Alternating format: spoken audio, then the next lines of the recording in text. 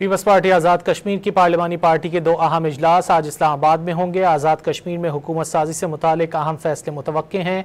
In house तब्दीली पर अहम फैसले किए जाने का भी इम्कान है। पीपल्स पार्टी आज़ाद कश्मीर के दो अहम इजलास आज इस्लामाबाद में होंगे। आज़ाद कश्मीर में हुकूमत साजी से मुतालिक अहम फैसले मुतवक्के हैं। एक इजलास की सदारत बिलावल, दूसरे की सदर जरदारी करेंगे। आज़ाद कश्मीर में हुकूमत साजी के नंबर पूरे हैं, पीपल्स पार्टी की जानिब से ये दावा किया जा रहा है। मजीद जानेंगे इरफान सदुज़ई से। इरफान, क्या तफसीलात हैं?